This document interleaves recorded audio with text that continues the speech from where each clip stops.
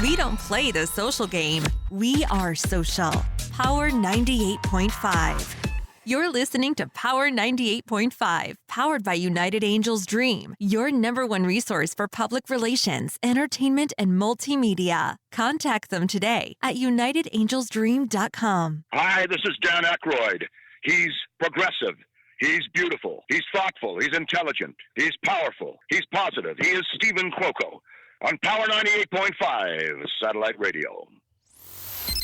Empowering listeners from the US to the UK.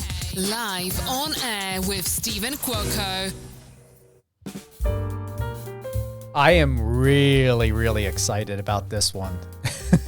We just got done with a live with Dan Argueta. We got two Dans on today. Dan Argueta, MMA, professional MMA fighter.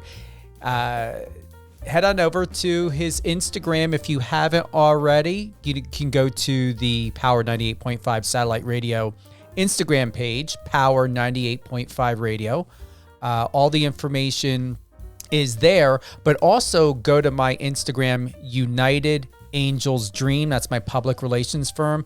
Actually, the post that we just shared about Dan is on the United Angels Dream. We will have more on the Instagram Power 98.5, but thank you to my assistant. Thank you, Christina. That information is actually, they shared that on the United Angels Dream public relations firm media page. That's mine, Stephen Cuoco. So I have two pages, United Angels Dream and Stephen Cuoco.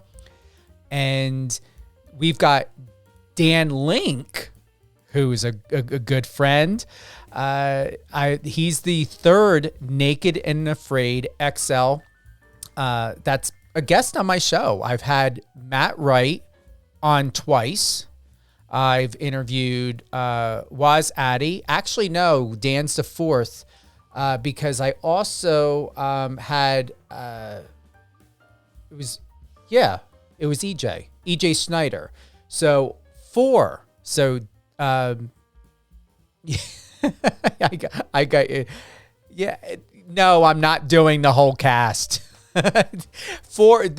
EJ, Dan, Matt, and Waz are great. I would do. I would have Steven. I definitely would have him. But this has been a couple months in the works of getting Dan Link on. Dan, you can go to Power, once again, the Instagram page, Power 98.5 Radio. Everything fantastic and fabulous about Dan and what's going on with him. He's a biologist, an adventurer, a queer rights activist, and a survivalist who's overcome personal tragedies and embraced a life of exploration and positive impact. He was raised by his mother and grandmother in a small town near Rochester, New York, my fellow East Coast guy. Dan's childhood was marked by being a weird kid who found solace in the outdoors and art. His artistic success is sculptured. His success in sculpture boosted his self. Let me read that again. Yeah, come on, guys.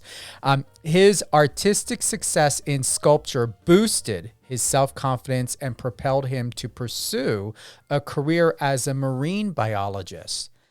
Dan, I'm loving that. Thank you. Thanks for having me, Stephen. I appreciate it. Yeah, I know you're in Hawaii, but it just dawned on me, catching up on the bio you sent over, you are a East Coast guy. You're from New York. I am. Far from the ocean. Far from the ocean. And anyone, those who are listening, if you're hearing those beautiful sounds in the background, Dan's in Hawaii, and he's got a waterfall behind him. It's a tough life. It gets pretty loud sometimes, but it's hard to complain about a waterfall being too loud in your backyard. So no, I can't. It's not so bad. I can't wait to see the pictures of your home. This is exciting. You've got to explain to us how to pronunciate this, because I'm not going to dare. I have too much respect to the natives.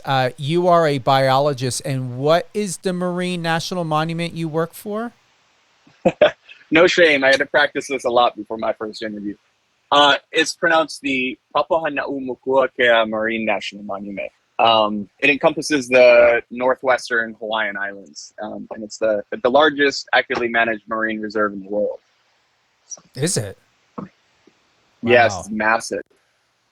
Wow. It's about, I'd say, don't quote me, this might be slightly off. I think it's about 582,000 square miles. Woo. Wow. Yes, it's absolutely massive. Wow. I didn't know that. What do they do to protect it? Like, they don't have the U.S. government going down there wanting to demolish that like they're doing everything here, are they? Luckily not. I work for the government, so we try to do the opposite. But it's a very, very remote set of islands. You know, on a vessel averaging 10 knots, it can take up to 5.5 days to get to some of these islands one way. So it's extremely remote, and other than Midway Atoll, there isn't any. Midway Atoll is part of Papahānaumokuākea, for those that know Midway from the World War II. But it's made of about 10 island and atoll groupings, all of which are geographically isolated, as is the entire Hawaiian archipelago.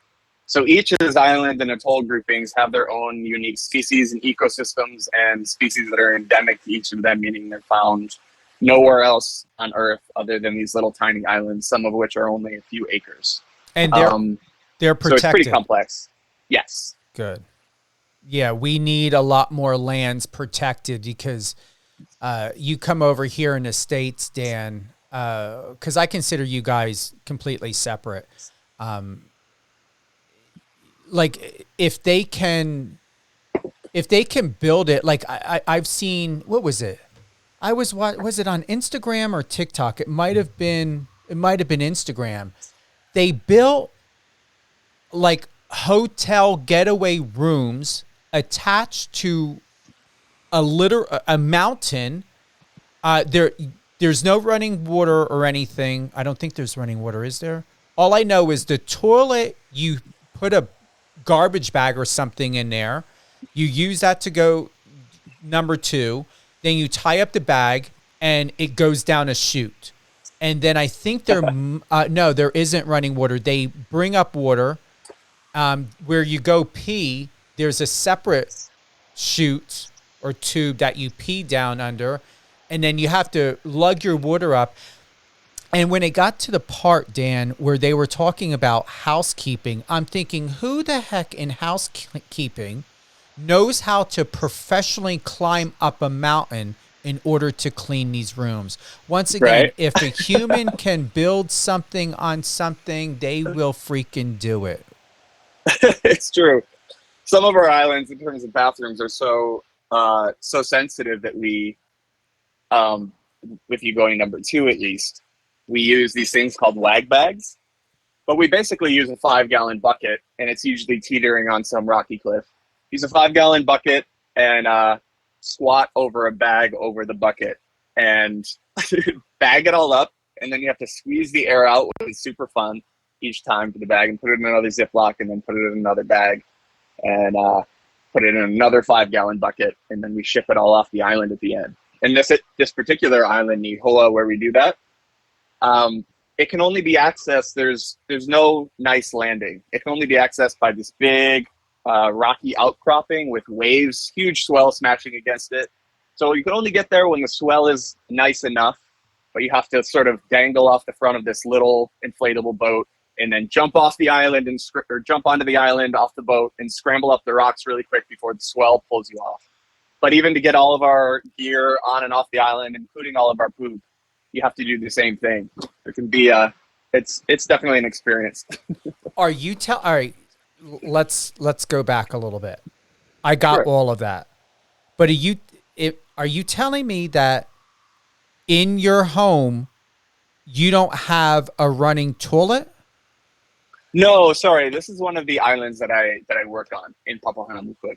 In my home, I do have a running toilet. I would say, Thankfully. because I almost was going to invite myself to come out and visit. And then after hearing that, I'm like, no, thank you for the invite, Stephen, for wanting to invite yourself to Dan Link's house. But no, we're not going. I supply the wag bags for you. Don't worry. I've got the Ziplocs. Oh, that's too rustic for me. That's way, I don't know. I choke over looking at dog shit. I don't know if I could handle trying to like bag up. Like that's Yeah, no. But God bless Not you. for the faint of heart. No. There's just certain things. I don't mind saying it. I have, and everyone that's listening and who will hear this show when we publish it on the podcast stations.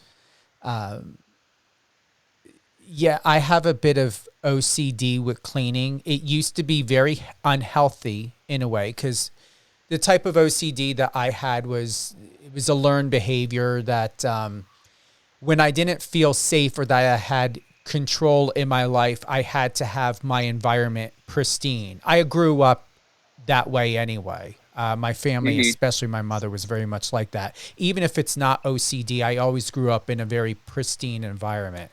But when I didn't feel safe when I was younger, or anything was going on, my house, my friends would say, I cleaned over clean, and it was cleaner than a museum, which I would say is the honest to God truth. My home is cleaner than a museum.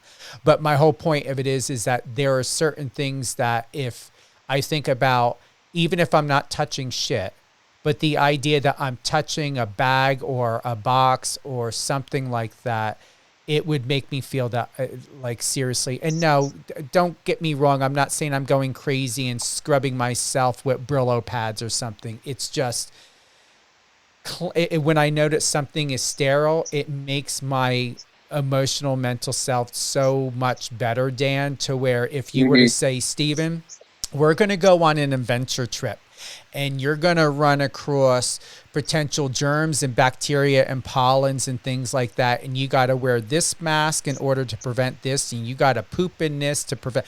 I would be like, Dan, I will continue to only watch you on the show. So I won't sign you up for Naked and Afraid then. No. Matt and I were joking about that, and a friend of mine, we were after I interviewed EJ, we were laughing and joking, and I said, do you realize, because I said this to Matt, and I think I believe it, I even said it to EJ, there's no way, because I know my body, that I don't know how well I would bounce back from what you guys put yourselves through with laying on the ground. And we all know that Steve's teeth were falling out, and, you know, what happens to your skin starts thinning. And honestly, you know, you're lucky, Dan. You're young. But when you do get older, your skin does start thinning a little bit. And, it does that out there. I've definitely experienced that. And that's where you have to be careful with. And then you start getting, I have like scars on my body from just the tiniest scratches, especially around your hips, it seems. Your skin really starts to thin.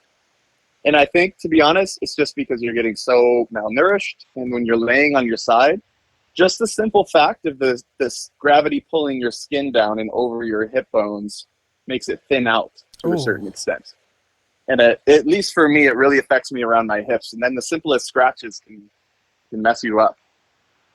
Well, just from like little tree branches and stuff, I have little scratch scars along my hips still. Is it because you didn't have Neosporin or didn't put it in a Band-Aid and ointment, or was it like deep because that's why you got the scars?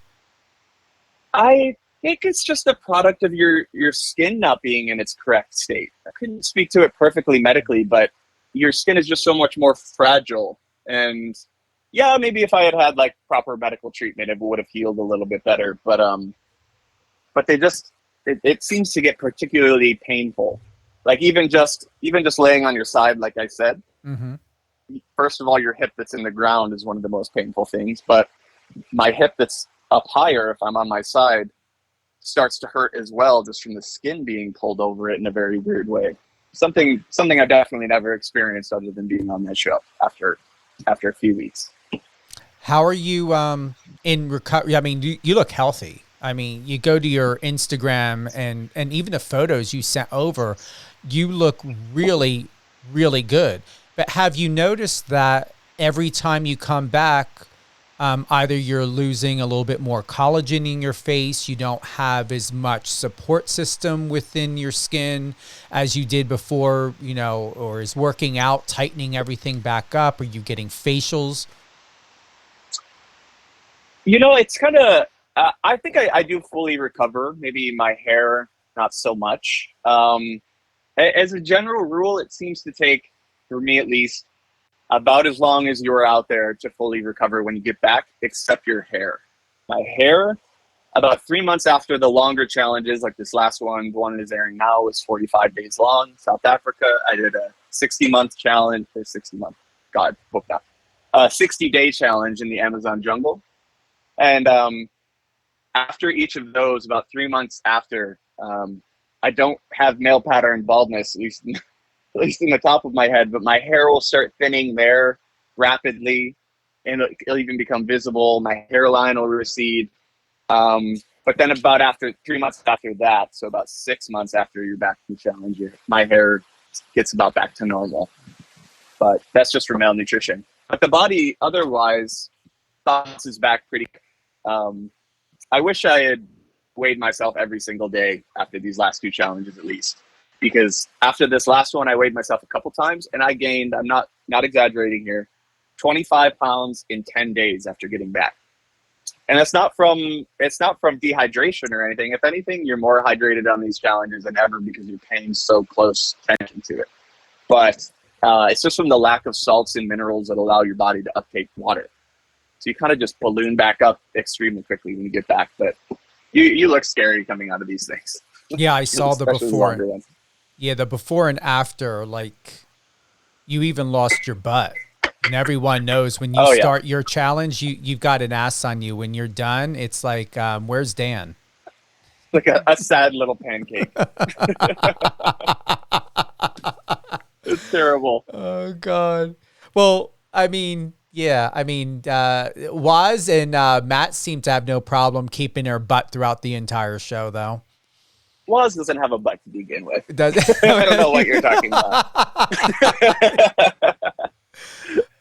Well, at least from what we see on TV, it looks like it's not like Gary's or so. But I mean, hey, but yeah. Yep. Yeah, for me, it's the first thing to go. Yeah. Well, I mean, it's incredible.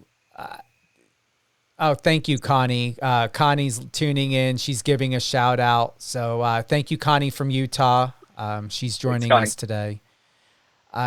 All things Dan Link, head on over to his Instagram. If you haven't already, Dan_Link_survives. We got to go into, let me see here. And thanks for the share on that in your Instagram stories. You're welcome. You've got a great support system. What's that support system been like for you, Dan? Not only when you're away doing the show, but even when you're back in Hawaii. Is your family in Hawaii, or is everybody still in New York? Do you ever get back to the States and visit them? Yeah, my family is all still in upstate New York, with the exception of one cousin of mine that lives in a different part. But they don't really travel too much. I've always been kind of the weird one that's going on solo trips all over the world and stuff like that. I didn't get that from my family, that's for sure. But they're all back there. But I live in Hawaii now with my husband and a really close group of friends that are a wonderful support system as well.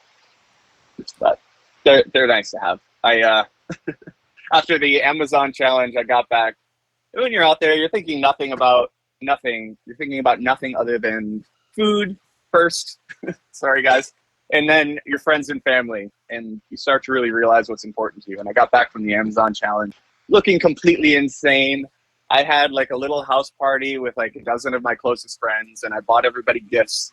And I stood up there like 60 pounds lighter and emaciated with my eyes sunken in and this big crazy beard that I still had. And I was like, I just wanted to tell you all how much you mean to me. And buy you gifts. And they were all nice about it, but especially talking to them after I'd recovered, they were like, we were horrified. but they're all a great support system here for me. And back home in New York, I got a lot of people cheering for me. I've got to ask, I would think out of all of your body parts, your guys' feet, we all know that foot health. Here's the biggest thing. I'm going to go here. And this is what I learned when I used to do massage therapy and stuff. and work in a chiropractor's office is feet and foot health play in an important role, not only for your central nervous system and your autonomic nervous system and where it's connected, just like it's a scientific fact, your teeth are connected to different parts of the body. How has your foot health been?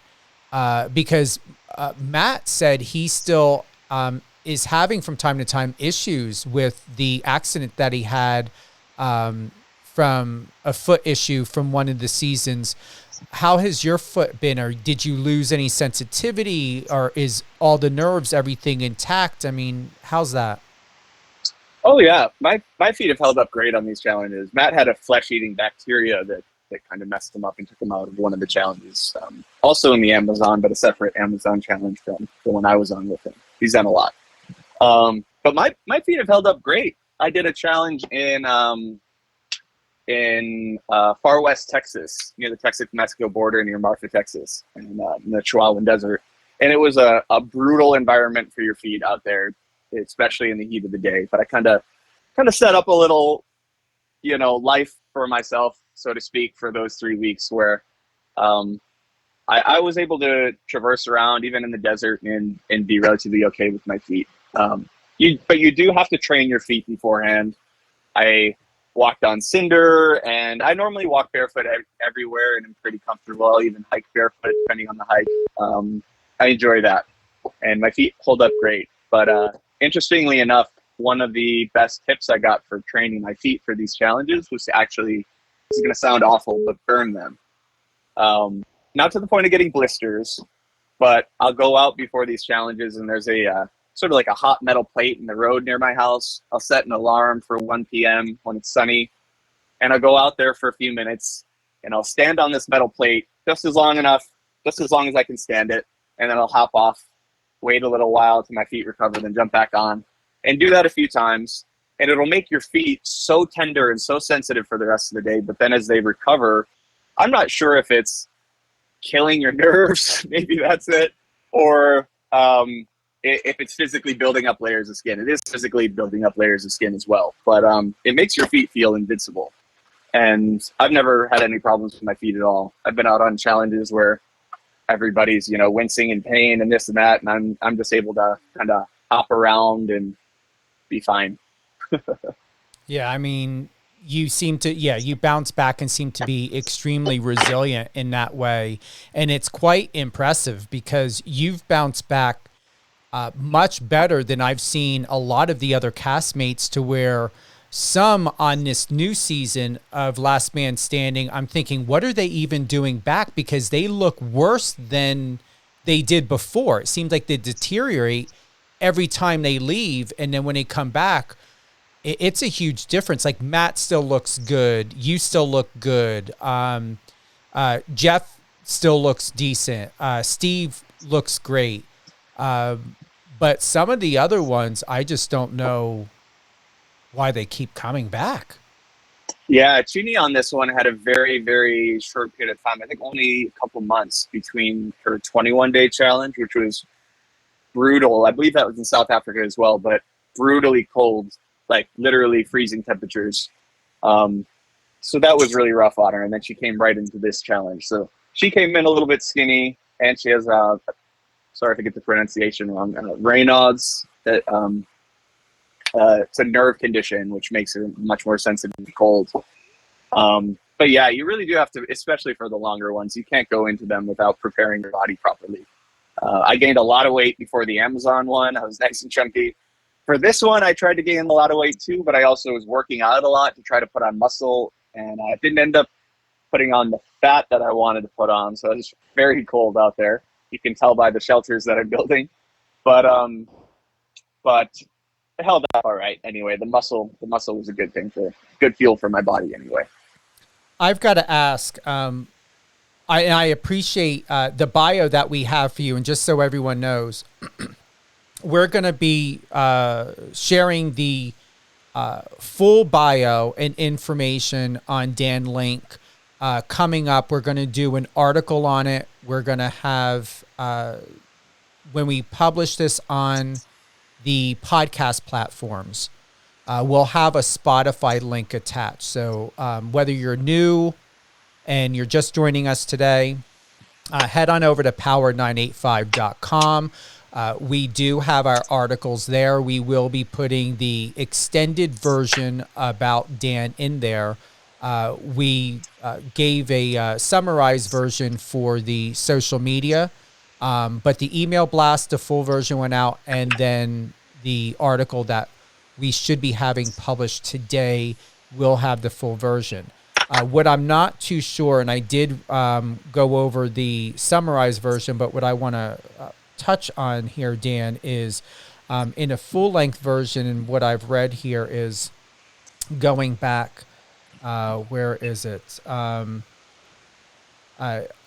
My question to you is, and let me find it. Where do I have it? Here we go. The part in where tragedy struck early in his life when he lost his mother and grandmother and much of his close family to cancer and other heart-wrenching events. One of the things that stood out to me when I read that, Dan, is, do you believe and feel that that even it's a little bit of part of it, are maybe one of the reasons of why you're so adventurous and you don't stand still and you're always traveling and exploring and expanding is because of those moments and those experiences that you had with your mom and grandmother, that you feel that you see life differently, and you're going to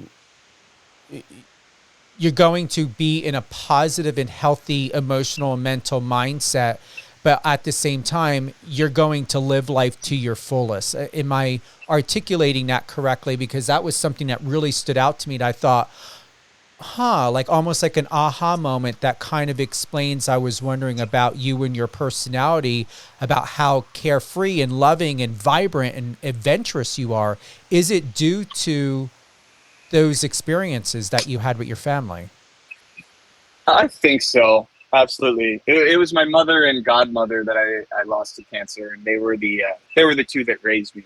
And then I lost a little bit later a close cousin of mine that I grew up with, like my sister. She's very close in age to me. In an incident involving a motor vehicle, and absolutely, I can't say I didn't have the adventure bug in me before that. I did, but it absolutely fueled it. You know, that kind of loss can tear people apart sometimes. But I know my mom took out a second mortgage on her house to pay for me to go on this trip to Australia with a group when I was 12 years old. So she did everything she could to try to get me new experiences and get me out in the world, even though that was, again, something that my family, for the most part, isn't really known for, you could say. But yeah, that loss, especially the loss of my cousin at such a young age, it really shows you how fragile life is.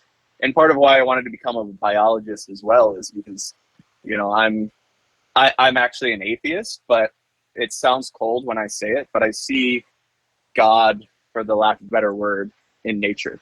You know, I think the world and the natural world and human cultures, all that is such a miraculous thing that it exists, and it deserves so much appreciation. And when you see human lives like this taken away so early and so quickly, it, for me at least, really fueled something inside of me that, you know, life is short, life is fragile. I don't believe in reincarnation or anything. You know, it's this one chance you have to experience and live, and it deserves to be appreciated. And so yeah, it's a little bit long-winded, but absolutely the deaths of those people in my family, my close family members, absolutely sort of lit a fire under me in that respect. And I want to share to everyone, because I do believe in God, a higher power, and anyone that's listening, and I completely respect and understand your position and where you're at. So to the listeners, like, please don't misconstrue what Dan had expressed and what he had stated. Oh, absolutely. Because it's I completely respect religion, 100%. And here's the thing. Go ahead, Dan, please. Oh, I was just saying. I grew up in a church that was very open and affirming and accepting. I think the first church retreat we went on to the theme was pride and acceptance for the church retreat, and the person leading the retreat was gay, and it was just such a wonderful environment. Even though I technically didn't believe in the religion part of it, even at a young age, it was such a wonderful environment, and it did nothing but foster care and support and put good into the world. And I have absolutely no negative views of religion and or beliefs that other people have. And again, when I say I'm an atheist, it sounds cold, but again, I get my spirituality, I guess, from nature. I think I get that spiritual feeling that I think people experience when they're in church practicing other religions. I get that feeling when I'm immersed in nature. I appreciate you so much, and we're going to have you on. We've got a lot to cover. We do have a new show coming up at, let me tell you, with Lady T at 2:00 today Pacific time. But Dan's going to be on again. We've got Dan on now. It's been a long time waiting. I know I've reached out to some of my friends and family, and those who are Naked and Afraid die-hard fans. So here we are now. I want to thank everyone for the love and support. But Dan is also going to be back on for the finale. The finale is going to be on July 16th, right, Dan? Yes. Okay. Sunday, July 16th on the Discovery Channel. I believe we got you booked for the 18th, right? Yes. Okay. So I don't have the schedule in front of me, but we do have Dan coming back on the 18th. We're going to be covering a lot more.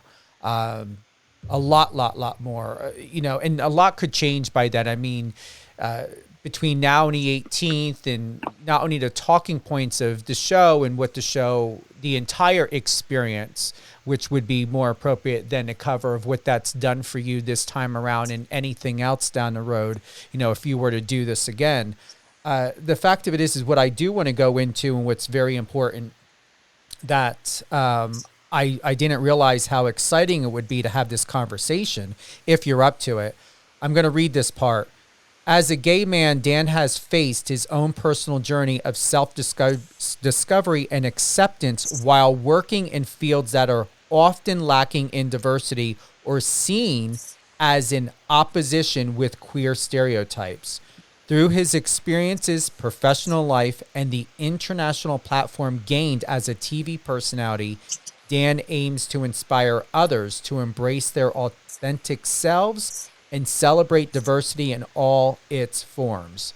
What I would like to find out from you is what advice can you offer anyone of any age, of any sexual orientation? We all know where the climate is at in the world. And I always wanted, since I can remember, a safe haven, inclusion, and peace amongst the gay community. And even if you can enlighten me, my thought of it is this feels like a very scary time. Just like when I grew up in the 70s and 80s, I feel that it's going backwards of where things are at now. Even if it's for me, do you have any advice? Is there something from your perspective that you can share with me to where, is this going to have a better resolve, or are the fears that, actually, it's not a fear, it's more of concern because I'm not a child anymore. I see things a lot differently as an adult. I'm concerned of a huge retaliation of the straight community against the gay community, especially when I see videos that on TikTok of a gay march, and it's saying something like, we're gay, we're here, we're coming after your children. With you being an advocate, what can you share, if there's anything at all, Dan, can you share to offer some peace of mind, if there is any to offer? Yeah, that's a big one. You know, it's really, I really started getting into this. I was involved, you know, with the fight for marriage equality and all of that a long time ago, but it's really been reignited from being on the show. I didn't start doing Naked and Afraid in order to set some sort of example for the queer community. My sexuality had nothing to do with it, but the messages and the outpouring and the response that I've received from people, from being on this show, from kids, from especially from the mothers and brothers and other family members of queer kids, about how much my representation as a queer person who is out and proud on the screen, doing something like this, doing something like Naked and Afraid, and how much impact that has. Next time I'll read you some of these messages. They are jaw-dropping. I think even myself, you know, I live a comfortable life now, and I understand all of these issues. I understand how representation matters, but I think even many queer people that live in bigger cities and stuff like that don't realize still how many communities, many smaller communities are, and how isolated some, especially children, can feel if they're queer and don't have anyone to look up to. They don't have anyone that looks like them on the screen being represented. So it brings me to tears all the time when I read these messages I get on social media. It's powerful. But overall, though, the biggest piece of insight I think I can give to what you're speaking to, the current environment, is that all the time in these fights with these issues, there are 2 steps forward and 1 step back. I think we're currently in the 1 step back stage. It can always feel very defeating, but the atmosphere of acceptance for homosexuality and trans people and gay rights and all of that, if you look at a graph of public opinion in the United States, at least over the past 10, 20 years, it's skyrocketed. It's huge. So you have to put it in perspective a little bit to how far we've come in such a short period of time. So we're just seeing a little bit of a setback, unfortunately, not to discount the very real impacts that's having. It's devastating in many respects. But I think we're still overall moving in the right direction. We're getting there. The fight's not over. And when we think about young kids and remembering what it was like when we all were growing up and finding ourselves, and your life is very different than mine, as most of ours are. What hope, especially when we're seeing about, you know, kids transitioning and ones detransitioning, is there a sense of hope or words of encouragement that you would like to share, or have anything to share about someone who's just simply wanting to live their truth, even if it's not about gender, but to just simply live one's truth to the best of their ability so that they can thrive in a world where it seems like sometimes we're only left to barely survive through things anymore? Mm-hmm. Especially for children, the number one easy, best piece of advice I can give is to find your community, whether that be ideally in person, but online even. Just find the online community. There's a lot of people out there in the same situations that will offer a massive support system instantly. Just being able to relate to other people, kind of in line with what I was saying earlier, just being able to relate to other people, other strong people that have been through this or are going through similar things or experiencing similar things in their life, removes the isolation. It gives you role models. It gives you hope.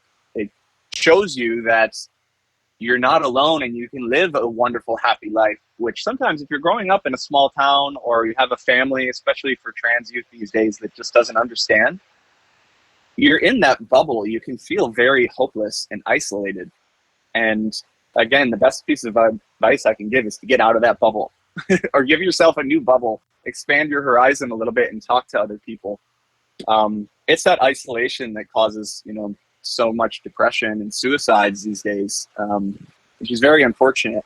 But it's, to an extent, different topics, of course, but to an extent, it's where the gay community was 20 years or 20 plus years ago. Many people just didn't understand it, and people didn't talk about it. You didn't see great gay role models on TV or media or anywhere, and it made people feel isolated and alone. And the internet's done many terrible things and many great things at the same time. Its ability to bring people together and find your community is unparalleled. And use those tools to get out and find your people, basically. And it's moving in the right direction. It can seem hopeless at this point, but once you start finding those role models, it gives you confidence. You understand that, you start to understand that lives change and you're going to be just fine. My mom was completely accepting, more than accepting, when I came out as gay. Actually, before I came out, my half sister, who I didn't grow up with, long story, but I didn't know her well at this point, but she was coming to live with us. I think I was about 13, 14 years old at this point. She came to live with us, and my mom sat me down and she was like, Dan, your sister's coming to live with us, but I want you to know something. She's a lesbian. How do you feel about that? And I wish I had come out right at that point. It would have made a great story, but I didn't. But I was like, oh, wow, that's fine. But when I did come out to my mom as gay, she was, again, completely accepting. But she went to a friend of mine, my best friend, who I'm still friends with to this day. She was a girl, and she started crying, and she was like, I don't care that Danny's gay, but I'm worried he's going to have a hard life, and I wanted you two to get married and have babies. And I wish so bad that she was still here today to see how much things have changed in the world and how wonderful of a life I have. Being gay, and this also applies to anyone in the queer community, trans, etc., or could apply. For my own unique situation, though, being queer is one of the best things that's ever happened to me in life. I think it caused me to question a lot of societal norms and sort of forge my own path. And because of that, I live such a free and fulfilled life. And it's really, I think, in large part to that. So there's a lot of hope to be had out there still. And, for the general population as well, shoot, I lost it. What was I going to say? I had an important point. 1 second. Maybe I lost it. Oh, yeah. Okay, here we go. For the general population as well, especially being a part of these communities, as you're describing, that usually lack diversity and make it an afraid community, it tends to skew a little more right. But all of my best friends, like Matt and Waz and Steven, all of them were able to have these very adult conversations about these things and bridge through things. And one of the most important things I always say, in talking about the topic of sexuality and stuff, you'll often hear, not from them, but you'll often hear, I just don't understand. I just don't understand this person who's trans but then stop transitioning, or they're using these pronouns and this, that, and the other thing. And I'll explain it, and I can articulately explain that. But at the same time, I think what's most important to realize is you don't know what everybody's going through. You don't know their lived experience. That goes for, any other minority group or anything like that. You don't know their lived experience and what they go through on a daily basis, or what's going on in their mind. And you don't have to understand. You just have to respect that you don't understand, that you don't know everything, and respect that person and respect their lived experience. And that's really all it comes down to. That is honestly, Dan, I'm glad you had that moment because that's perfect. Seriously, just perfect. To an answer to a question I had. I appreciate you for that. Of course. Thank you for asking. Hold on for a moment. Okay, I was just checking to see. Christina, did we have one from Jason? Oh, okay. So Jason wanted to say, loving the show. We were getting some comments and stuff. So my team's going through. Just want to thank everyone for all the love and support. Where Christina was looking for questions. We're getting a lot of. Jason from Arkansas said that you are one of his. You are a. Is it a fan favorite? He said. He's a fan of yours. Oh, thank you. Did we have that? That was Jason? That's Jason, yes. Awesome. Thank you, Jason. Appreciate the support. Do we have any questions in there, or is it more comments? More comments? Okay. So, all right. Yeah. So everyone, Dan is coming back on the 18th. I'm going to honestly say this was a great, great show. I would stay on a lot longer but Torrelia is going to be coming on in 12 minutes, 2 o'clock Pacific, 5 p.m. Eastern. Let me tell you with Lady T, hers is really good. I just want to recap with you guys. Head on over to Power 98.5 Radio for all the latest, the greatest, and the best. And I hope you guys are liking it. You know, I check out iHeart, Dan, and I check out Spotify and everything, and I like to do things differently. And we all know scientifically colors and color therapy is very helpful. And in this world, I made a point to, and we're following you back. Christina said that you followed the page, the satellite stations page, and we're following you back, Dan. But I don't know if you took a notice how colorful it is. And so anyone that wants to know, I am always looking for bright, vibrant photos, content. I just want every single person who goes to my page, Power 98.5, or even United Angels Dream, to just feel really good. Whether you read it, you listen to it, just when you go there, I want it to be just colorful and bright and so inspiring.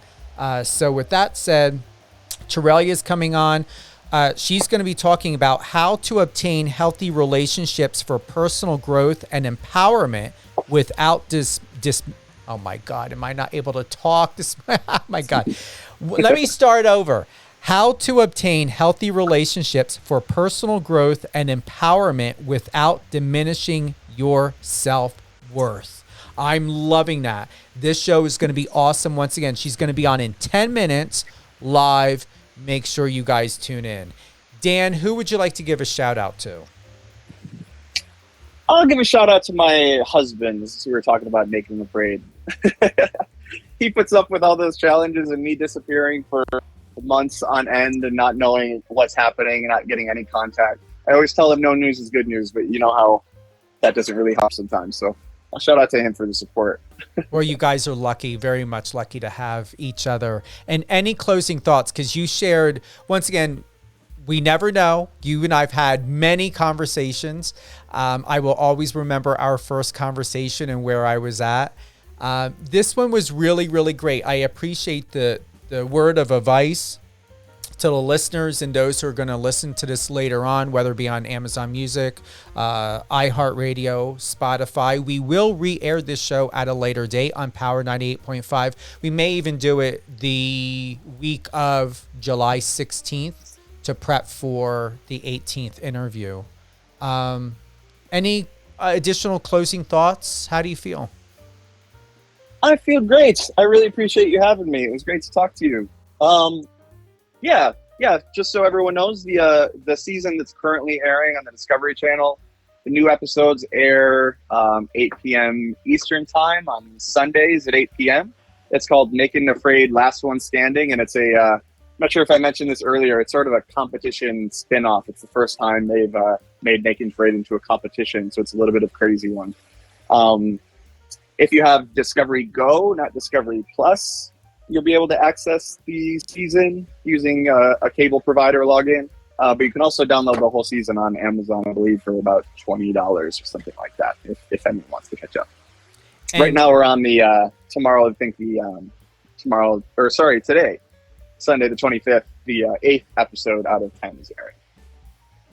Yeah, I'm checking something here.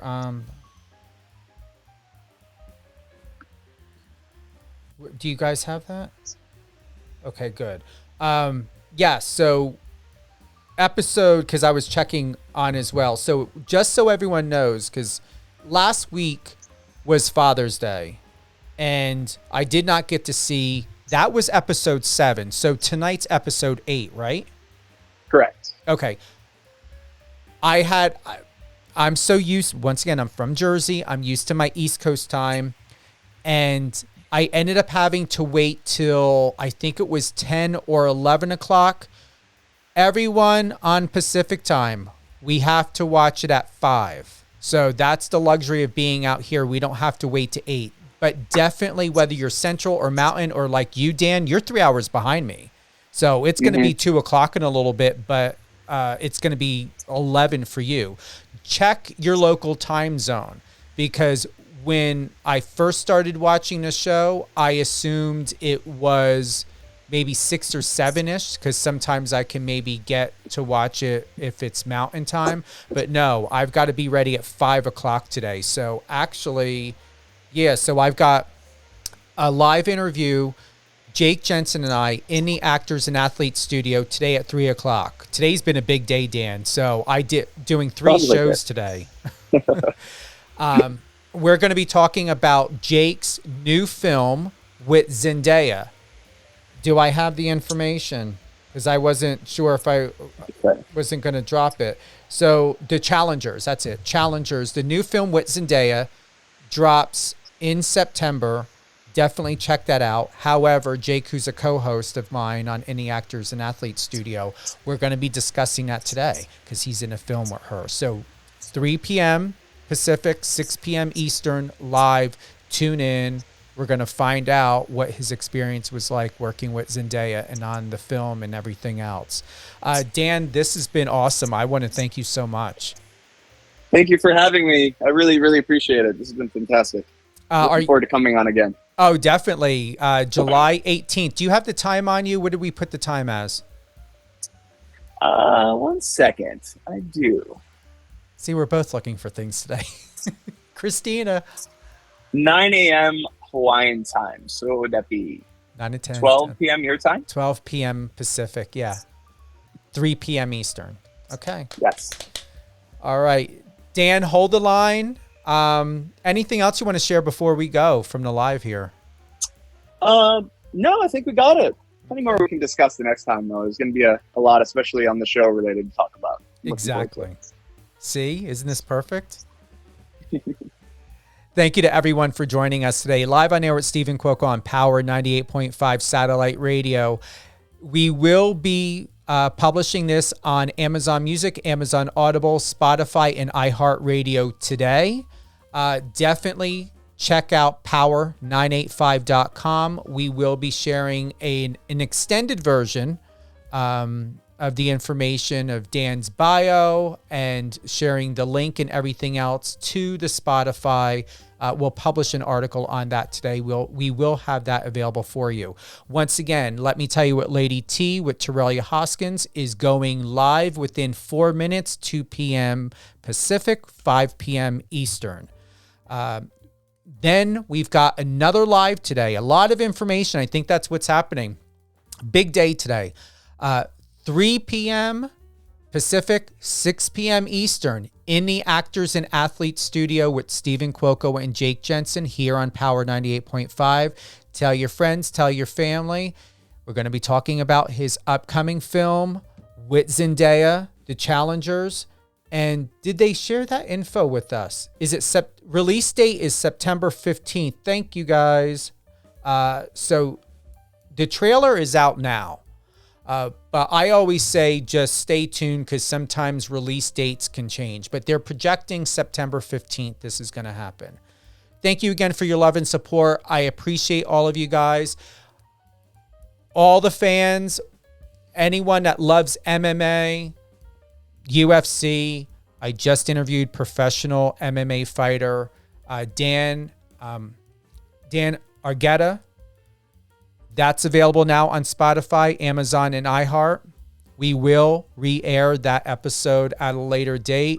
We're going to start putting out a lot more of my previous shows, my previous lives in the schedule. So we are going to be starting now, preparing for the end of this month and July, because July is going to be a big month, especially for UFC coverage and potentially PGA coverage.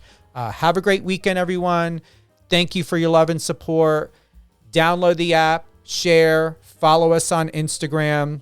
And remember, Power 98.5 Satellite Radio is your premier destination for news, talks, reality TV, sports, news, and community. Oh, that was a lot in one breath. I know. I'm going to be having more water. Take care, everyone.